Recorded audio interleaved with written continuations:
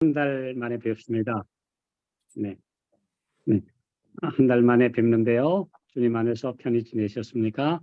네. 아멘. 이 시간에, 네, 감사합니다. 우리 이 시간에,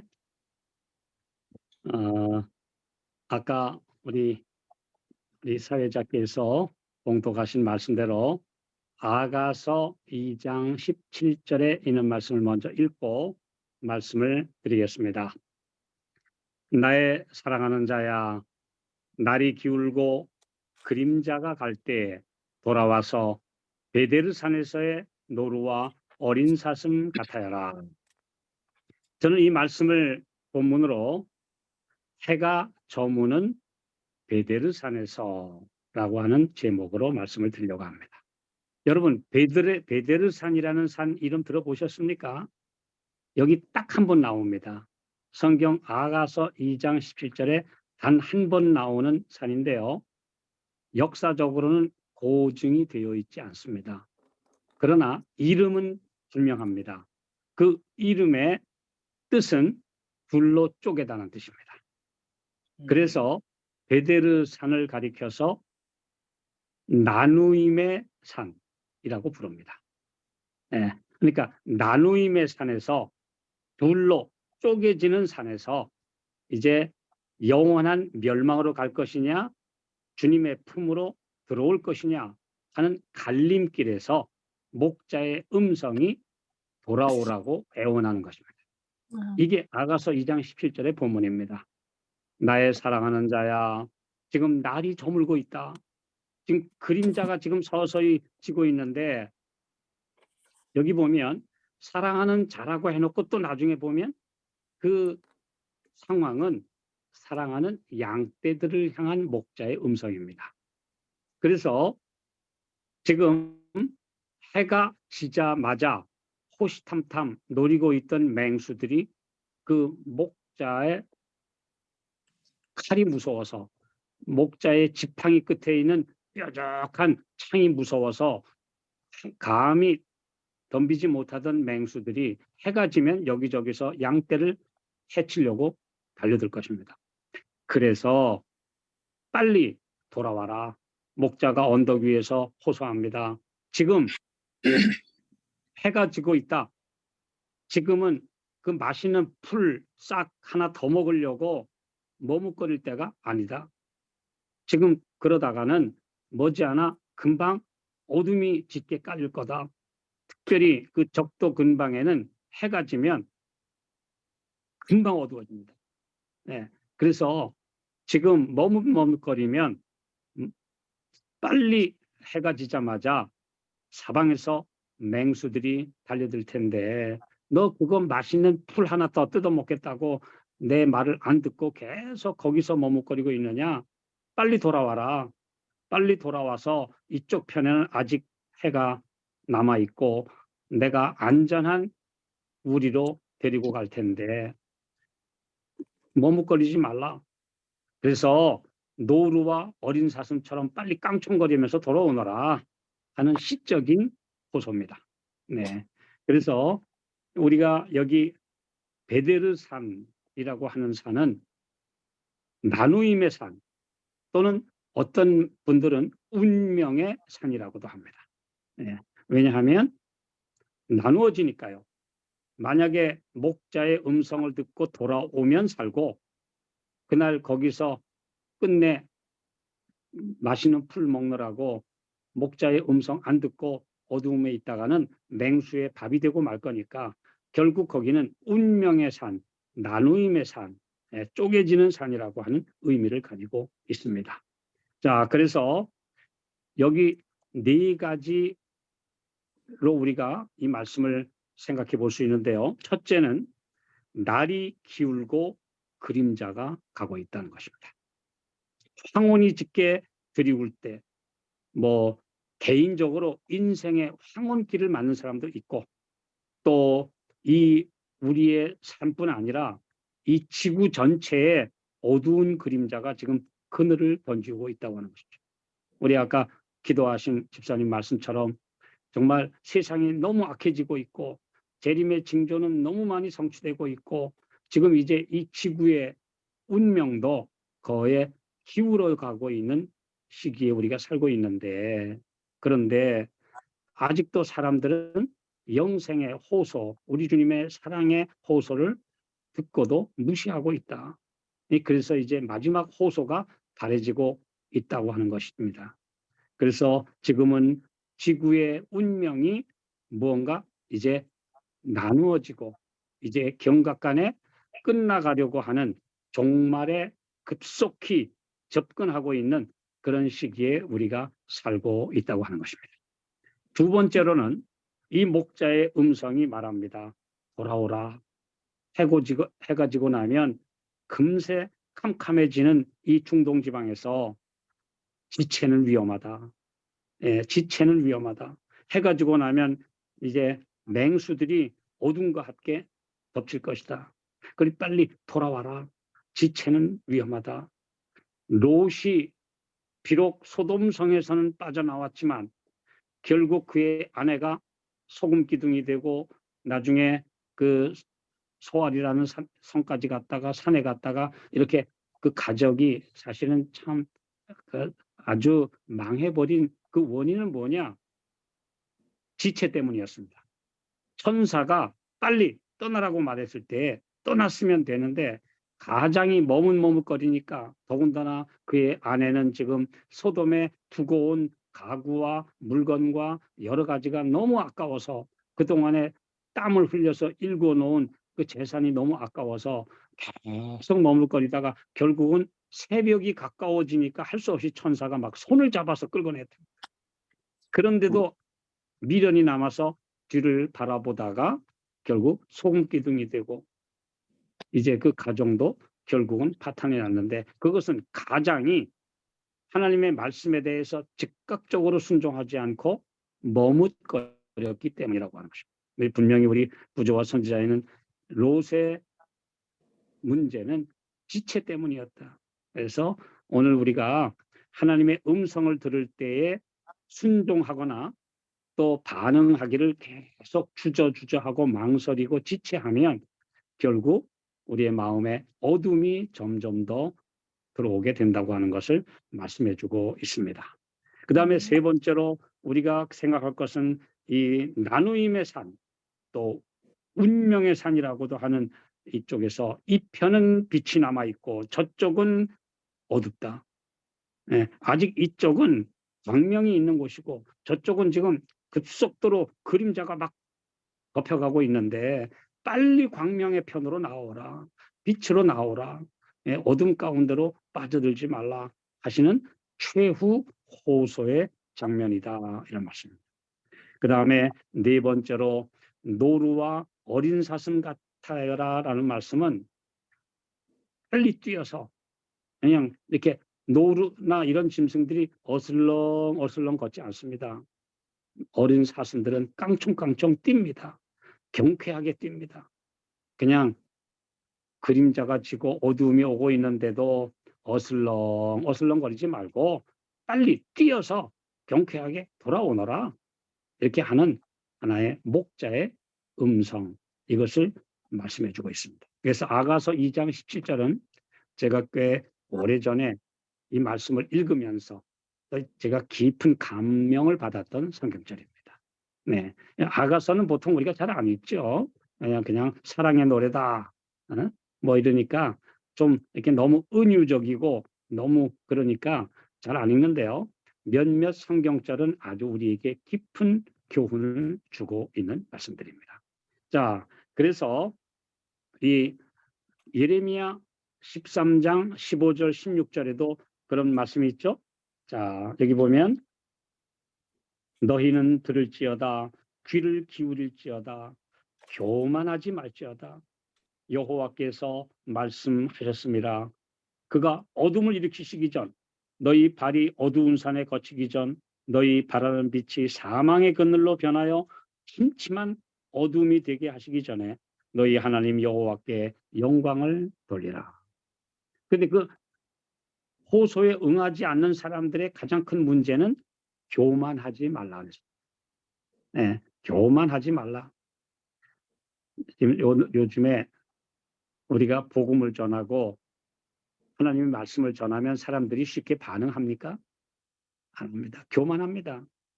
왜냐 제가 1990년에 우리 재림 전도단 우리 창설해서 우리 장로님 집사님들과 함께 전도회를 지금까지 한 200회 가량 했어요. 해마다 한 6번씩 7번씩 이렇게 전국을 다니면서 전도했고, 초창기에는 그래도 우리 대원들이 가면 그 손님들을 이렇게 꽉꽉 채웠습니다.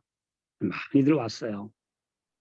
그런데 이제 점점 더 이제 사람들이 마음이 굳어져서 이제는 전도회 하기 참 어렵습니다.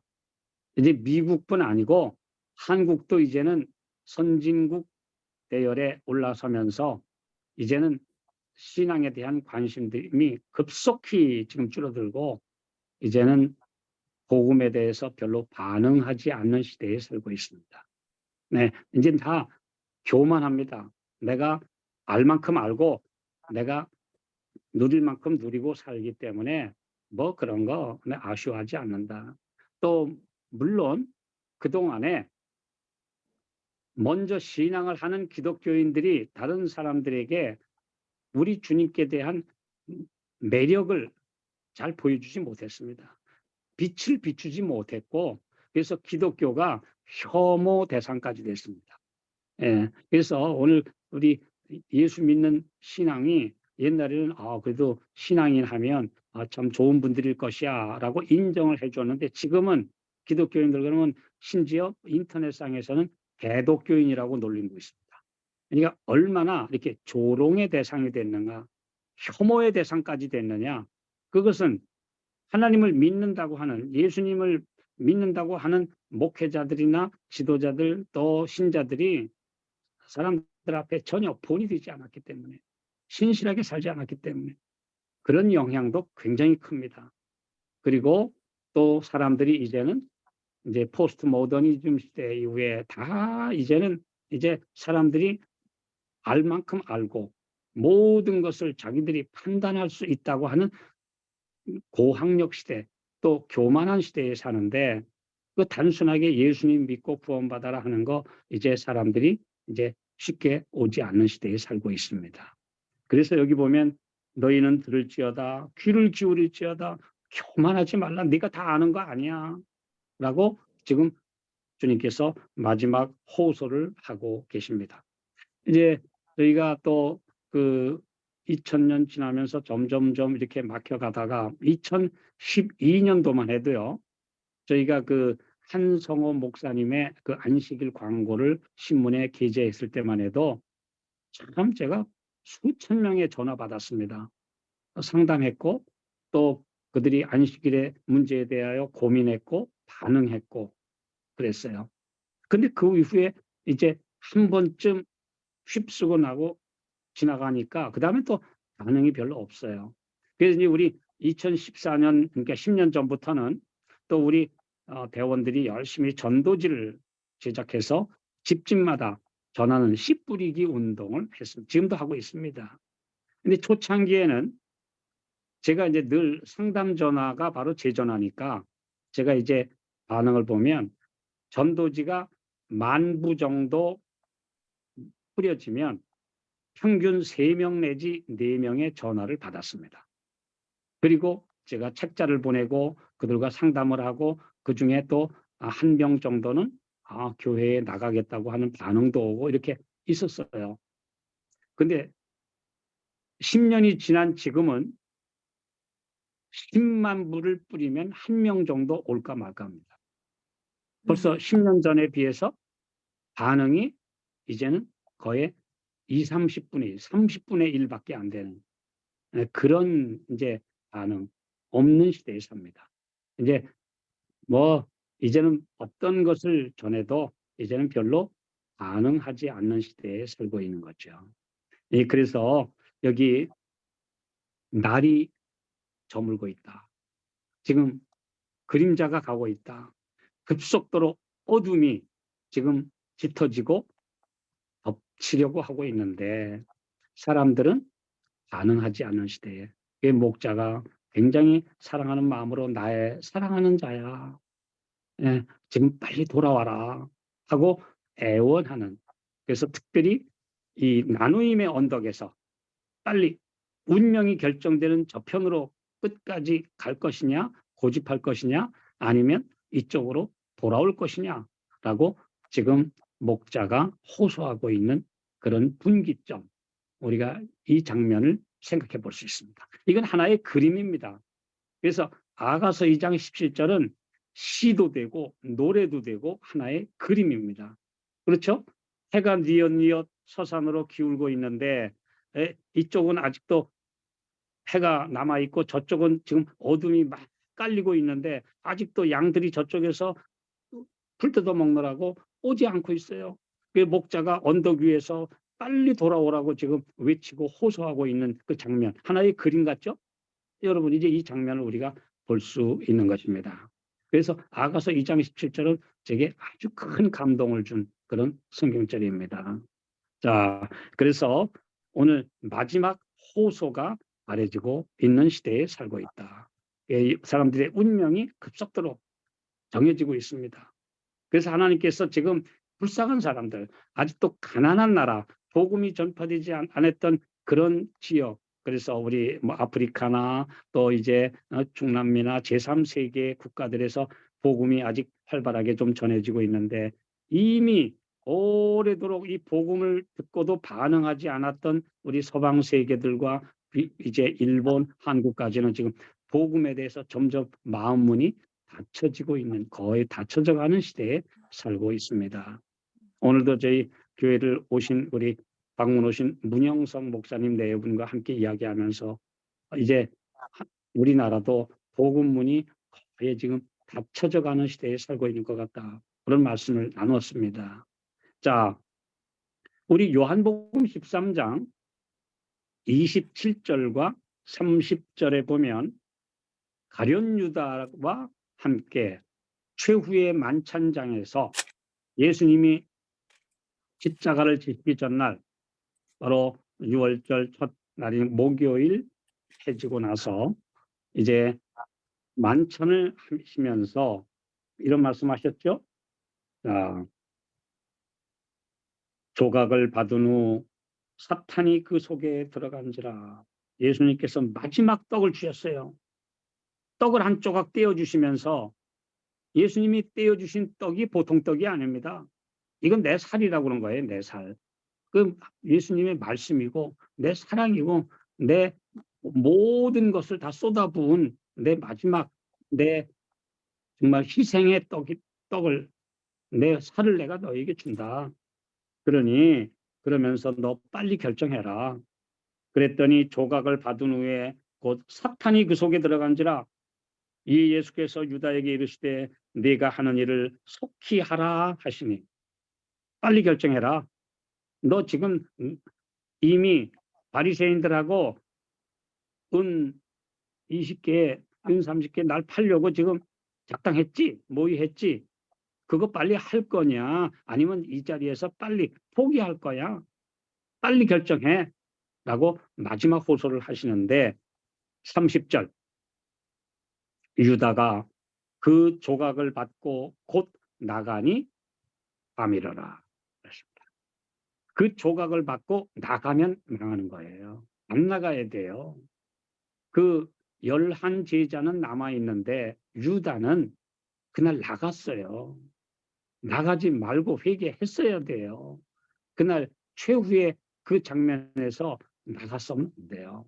나갔기 때문에 결국 밤이 되었고, 우리 시대의 소망에 보면 유다가 그 조각을 받고 나가니 밤이었고 유다의 마음에도 밤이 왔다. 네, 실제적인 밤이 왔을 뿐 아니라 유다의 마음에도 흑암이 덮였다. 이제 끝났다는 거죠. 네, 완전히 그 모든 운명이 사실상 결정되었다고 하는 것입니다. 네, 이 말씀이 참 중요하죠. 유다는 예수님께 사실은 야망을 가지고 접근했죠. 그래서 그런데 계속 예수님을 보니까 무언가 왕이 될 수 있는 능력을 갖추신 분인데 이 세상 왕 노릇은 안 할 뿐이에요. 계속해서 가난한 사람, 불쌍한 사람들만 상대하고 사랑을 베푸시지 무슨 좀 세력 있는 사람들 규합하고 빽 있고 돈 있고 또 좀 똑똑한 사람들을 하고는 별로 안 사귀시고 친하게 안 지내시고 맨 사회에서 버림받은 사람들 그냥 불쌍한 사람들만 가까이 하고 있는데 저래 가지고는 큰 일을 못 해요. 저래 가지고 정권을 못 잡아요. 그러니까 유다의 마음에 야망과 그런데 진짜 훌륭하신 분은 맞아. 내가 저분 대로 따르려면 내 야망 버려야 돼 하는 이 사이에서 투쟁한 것입니다. 네. 그런데 결정적인 기회가 왔습니다. 5천 명의 무리를 아이들과 어린이까지 합하면 적어도 2만 명, 3만 명 되는 그 무리를 떡 5개와 물고기 2마리로 먹이시는 걸 보니까 그날 군중들은 지금 완전히 흥분했어요. 이분이 진짜 메시아 맞다. 이분이 왕이 돼야 된다. 그런데 이제 유다가 이제 그 중에 좀 똘똘해 보이는 사람들을 모아가지고 이제 오늘 봤지? 저분을 왕으로 모시자. 그래서 운동을 했습니다. 이제 그래서 조직도 하고 우리 예수를 왕으로 모시자는 추대위원회 위원장이 됐습니다. 가룟 유다가 그날 아주 잘 조직까지 했어요. 자, 우리 이제 오늘 이분을 왕으로 모시자. 우리 예수님이 엄숙한 소리로 가라고 흩으셨어요. 제자들더러는 배 타고 지금 저 건너편으로 가거라. 그리고 무리들한테는 자, 이제 너희들 다 떡을 얻어 먹었으니까 이제는 집으로 돌아가라 하고 무리를 강제 해산시키셨어요. 그리고 예수님은 산으로 가시면서 너희들은 배 타고 먼저 가라고 하셨어요. 그날 가룟 유다가 봤더니 이야, 세상에 오늘같이 절호의 찬스, 이제 분위기가 무르익었고 수만 명이 지금 함성을 지르면서 예수님을 왕으로 모시자는 지금 운동이 일어나려는 시기에 그걸 다 쫓아버렸으니 부글부글 끓어올랐습니다. 그 내 야망을 완전히 꺾어버렸다 이거예요. 이제 결국 그날부터 예수님을 배신할 분노가 무르익기 시작했고, 그래서 이제는 예수님께 대한 실망이 분노로 변하기 시작한 것입니다. 우리 시대의 소망을 읽어보시면 그 과정을 우리가 잘 아실 수가 있습니다.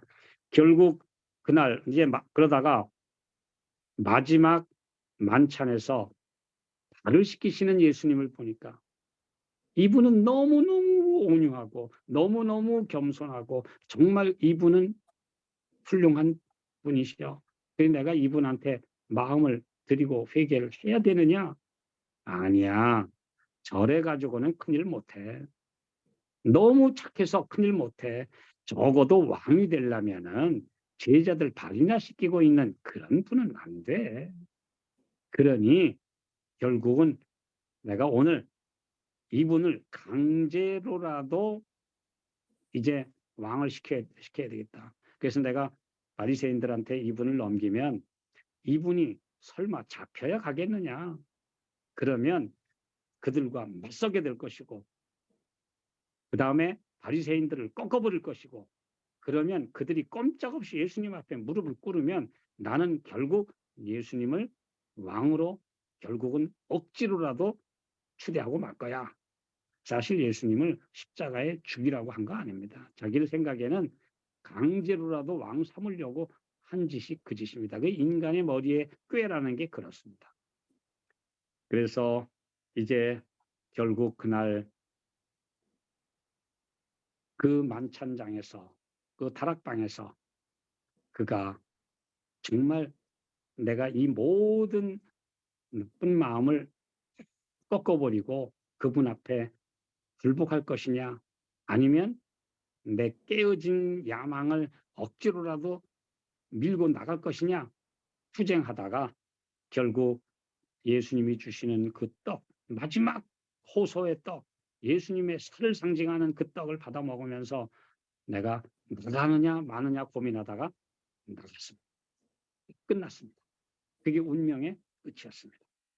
그는 바로 베데르산에서 그의 운명이 목자의 애원을 끝내 외면하고 결국 어둠으로 사라져 간 것입니다. 이게 바로 베데르산의 나누임에서 가룟 유다는 끝난 것이죠. 운명은 그래서 순간적 선택에 의해서 결정되지 않습니다. 운명은 그림자가 영혼에 서서히 들이울 때 서서히 침몰하다가 결정적인 순간에 붙기울어 버립니다. 그러므로 어떤 사람이 예수님을 떠나서 타락하거나 배신하는 것은요, 그런 과정이 있습니다. 서서히 기울어가는 과정이 있습니다. 그림자가 영혼에 깃들 때, 그때 주님의 은혜로 막아내고 빛 쪽으로 가야 되는데 빛을 거절하면 그림자가 서서히 깃들어 오다가 나중에는 갑자기 어두움이 콱 몰려와서 그리로 가버립니다.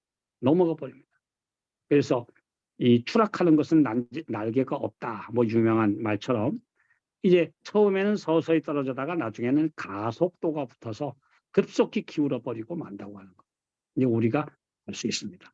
그러므로 영혼이 버림받는 것은 오래도록 마음에 오고 있는 사탄의 속삭임과 그 어두운 그림자와 저항하지 않았기 때문에 그 그림자가 점점 날개를 들이우고 점점 더 덮여올 때 빛 속으로 도망가지 않고 어두움을 계속 용납한 대가로 나중에 어두움이 그 영혼을 휩싸고 만다.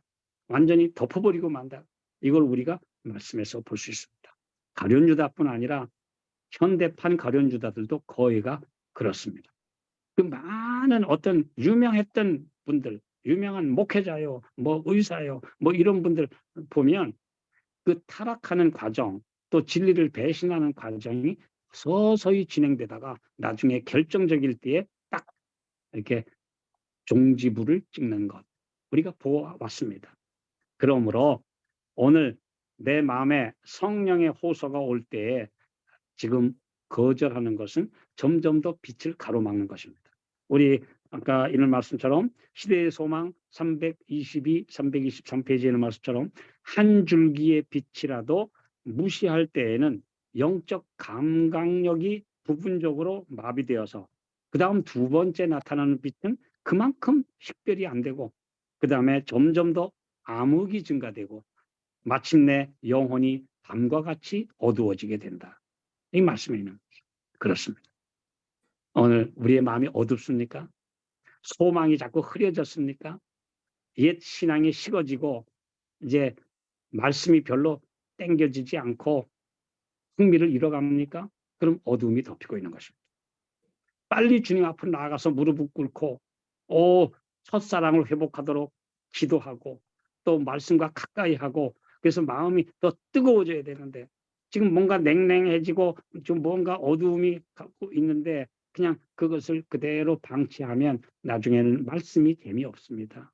예배가 흥미 없어집니다. 주님과 가까이 있는 시간이 별로 매력적이지 않게 됩니다. 그리고 세상 일에 점점 더 마음을 쏟게 됩니다. 그러면 서서히 그림자가 오다가 드디어 어두움이 확 덮여버리고 맙니다. 그래서 우리 주님은 베데르산에서 지금도 그림자가 가고 있는데 거기서 머뭇거리지 마라. 빨리 돌아와라 하고 애원하고 계시는 것입니다. 그래서 히브리서 3장 12절 13절에 있는 말씀 아까도 제가 우리 여러분 본문에 보셨죠? 형제들아 너희는 삼가 곧 너희 중에 누가 믿지 아니하는 그 악심을 품고 살아계신 하나님에게서 떨어질까 조심할 것이요. 오직 오늘이라 일컫는 동안에 매일 피차 권면하여 너희 중에 누구든지 죄의 유혹으로 강팍하게 됨을 면하라. 완고하게 되지 않도록 하라. 강팍하게 택하게 되지 않도록 하라. 이 오늘이라 일컫는 동안에 점점 더 영적으로 굳어지지 않도록 하라. 주님 앞에 돌아오라 이것입니다. 말씀 가까이 하면 뜨거워져요. 근데 말씀을 자꾸 멀리 하면 식어져요. 그래서 어두움이 영혼을 덮게 됩니다. 그래서 우리 영혼의 종말, 우리 종말은 세 가지가 있습니다. 세 가지 종말이 있습니다. 우리가 다 얘기하는 세상의 종말이 있고요. 그 다음에는 내 개인적으로는 죽음이 그 사람의 종말입니다. 우리 세상의 끝, 뭐 세상의 마지막 그러지만 사실은 살다가 죽는 날이 자기 세상의 마지막입니다. 그러므로 세상의 종말, 개인적인 죽음, 그 외에도 세 번째는 마음이 굳어져서 빛을 가리우면 그 사람 개인적 영적 종말이 옵니다. 그 호세아 4장 17절에 보면은 에브라임이 우상과 연합하였으니 버려두라. 그럼 이제 종말이 온 거죠. 버려진 겁니다. 자, 그래서 세 가지 종말 아시죠? 지구의 종말, 개인적 죽음, 세 번째로는 영적인 완고함, 강팍함으로 마음이 굳어지는 종말. 그래서 성령이 떠나가시면 그 사람 살아 있어도 그건 종말이에요. 죽은 자가 되는 거죠. 이것이 세 가지 종말입니다. 그러므로 이것은 이 지구 전체에 보내시는 호소이기도 하지만 개인적인 호소는 언제나 누구에게나 적용된다고 하는 것을 말씀해 주고 계십니다. 그러므로 아직 감동을 받을 만큼 여린 마음을 가지고 있으면 감사한 것입니다. 아직 눈물을 흘릴 만큼 감성이 메마르지 않았다면 그거 참 감사한 것입니다. 근데 아무리 어떤 슬픈 일을 봐도 마음이 뜨거워지지 않아요. 눈물이 나지 않아요. 그리고 이제 정말 감동적인 말씀을 봐도 마음이 별로 반응이 없어요. 그러면 이제 위험 신호가 온 것입니다. 오늘 우리에게 나는 지금 말씀에 반응하고 있는가? 사람들이 죽어가는 모습을 볼 때 애타하고 그들을 위하여 기도하는 마음이 생기지 않는가? 이게 이제 내 영적인 건전 지표를 확인하는 것이지요. 내 건전성은 지금 얼마나 더 확실하게 영적으로 지금 뭔가 접촉하고 있는가? 하나님의 말씀과 내 안테나가 뭔가 지금 접속이 되어 있는가? 그렇지 않으면 이제 안 되는 거죠. 접속이 안 되고 있는 거죠. 자, 오늘 우리가 점점 더 굳어져서 우상과 하나 되어 어떤 양심의 소리나 성령의 호소에도 무감각하게 되지 않도록 기도해야 합니다. 자, 그래서 마지막 말씀은 창세기 6장 3절입니다. 창세기 6장 3절에 있는 말씀입니다. 나의 신이 영원히 사람과 함께하지 아니하리니 그들이 육체가 됨이라. 육체이므로 범과 함이라. 이렇게 난회주에 번역이 되어 있습니다. 여호와께서 가라사대 나의 성령이 나의 신이 성령께서 영원히 사람과 함께 하시지 않는다. 언젠가는 끝내 거절하면 떠나가신다. 떠나간다는 겁니다. 근데 우리 여러분 이제 영어를 저보다 더 잘 아시는데 킹 제임스 역에 이렇게 되어 있습니다. My spirit shall not always strive with men. 나의 영이, 나의 성령, 신이, 영이 사람들과 항상 strive, 이게 뭐냐면 씨름하지 않겠다는 거예요. 뭔가 좀 노력하고 분투하고 어떻게든지 회개시키려고 이렇게 하시지 않겠다. 지금 성령께서 사람의 마음에 계속 뭔가 와서 노력하고 애쓰고 변화시키려고 애쓰고 감동 주시려고 애쓰는데 그게 영적인 씨름이죠. 스트라이브 하지 않겠다. 그런데 언제까지나 하지는 않겠다. 결국 마음이 다치면 떠나가신다는 거죠. 그래서 바로 노아 홍수 때에 성령이 떠나셨어요. 그들은 멸망할 수밖에 없었어요. 예, 마찬가지로 지금 사람들의 마음에서 성령이 거두어지고 있습니다. 이 지구에 지금 사람이 거두어지고 있으니까 지금 보세요. 지금 뭐 저는 이번에 우리 개신교회는 아주 빛이 없으니까 이스라엘과 하마스의 그 싸움을 가리켜서 그걸 가지고 성경을 해석하려고 야단하는데요. 그냥 악인들끼리의 싸움입니다. 간단하게 보시면 그렇습니다. 거긴 성지도 아니고 이젠 버림받았고 뭐 그냥 성경의 유적지일 뿐이지 지금 아니 예루살렘에서 온갖 죄악이 벌어지고 있는 그 성, 심지어 동성애 축제까지 허용하는 그 예루살렘이 무슨 거룩한 땅입니까? 그리고 무슨 이스라엘이 정당성을 끝까지 주장할 무슨 명분이 있습니까? 예수님을 거절하고 버림받았는데요. 또 팔레스타인 역시 블레셋 땅의 후예들로서 그 이름 자체가 그 블레셋에서 나온 말인데요. 옛날 블레셋 사람 똑같습니다. 아랍 사람들이 물론 섞여 있지 똑같습니다.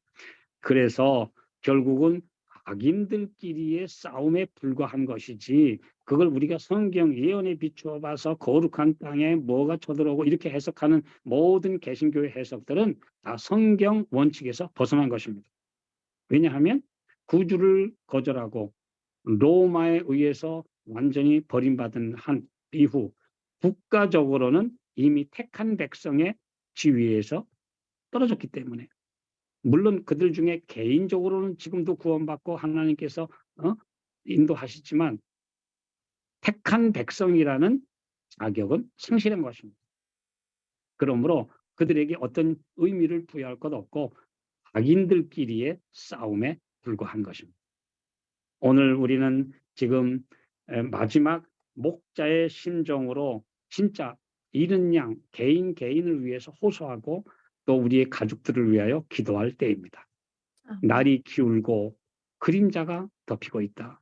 그러니 빨리 광명의 땅으로 그리고 목자가 인도하는 안전한 우리로 들어와라. 복귀해라. 그곳에 남아있으면 맹수들이 금방 달려들 것이다. 빨리 돌아와라. 이런 말씀. 오늘 우리 해가 저무는 베데르산에서 지금 목자가 마지막 애원을 하고 있는 시기에 살고 있습니다. 그러니 빨리 돌아와라. 그래서 지금은 운명의 갈림길에 선 영혼들이 너무나 많고 지구의 운명도 이제는 이쪽이냐 저쪽이냐 빛쪽이냐 흑암 쪽이냐 지금 결정나는 시기에 살고 있다고 합니다. 오늘 이 말씀으로 다시 한번 확인하시면서 오늘 우리의 영혼에 어둠이 깃들기 전에 주님 앞에 가야 돼요. 우리 주위에 아직도 베드르산에서 머뭇거리고 있는 우리의 가족과 친지들과 영혼들을 위해서 기도하고 그들이 성령의 호소에 반응할 수 있도록 기도해야 되는 그런 중요한 시점에 와 있다는 것을 오늘 우리 모두 기억하시면서 한 주간 우리 예수님의 마음으로 그들을 대하는 우리 모두가 되시기를 바라면서 말씀 마치겠습니다. 아멘. 아멘.